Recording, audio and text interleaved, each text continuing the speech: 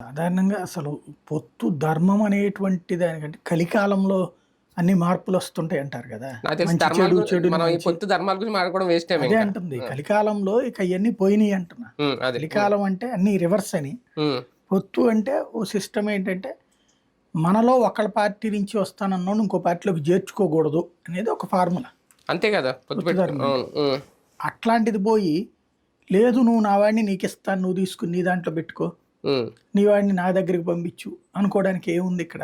హ్మ్. రెండోది ఇక్కడ అసలు అట్నుంచి తీసుకున్నదేం లేదు. అంతే లేదు. ఎట్లుండాలంటే తెలుగుదేశం పార్టీ కొన్ని సీట్లు ఏమన్నా జనసేన వాళ్ళని చేర్చుకుని ఇచ్చుంటేనో, హ్మ్. బీజేపీ వాళ్ళని చేర్చుకుని ఇచ్చుంటేనో దానికి ఒక శాంటిటీ ఉండేది. అప్పుడు అవును. ఏదో కొన్ని అడ్జస్ట్‌మెంట్స్ చేసుకున్నారులే. సీట్లని ప్రధానంగా తీసుకున్నారు. హ్మ్. ఆ సీట్లు ముందు ఏ పార్టీకి ఏమేం కావాలనుకున్నారు కాబట్టి దానికి అనుగుణంగా కొన్ని అభ్యర్థులను అటు ఇటు మార్చుకున్నారు అనుకునేవాళ్ళు. హ్మ్. కానీ సీట్లు ప్రాతిపదిక గాదు హ్మ్. అక్కడ. హ్మ్. సీట్లు ప్రాతిపదిక అయితే గనక అట్లా ఇచ్చుకుని ఉండాలి కదా! ఇక అసలు చేంజెస్‌తో గొడవేముంది? హ్మ్. ఇంకొకటి లేదు. పార్టీలు కోరుకున్నటువంటిది. జనసేన కోరుకున్న సీట్లు జనసేనకిస్తే జనసేన అభ్యర్థులే ఉండాలి గదా! అంతే. అవును. ఓవరాల్‌గా ఏంటంటే చంద్రబాబు నాయుడు గారి చెప్పు చేతల్లోనే కూటమి నడిచింది. హ్మ్. నంబర్ 1.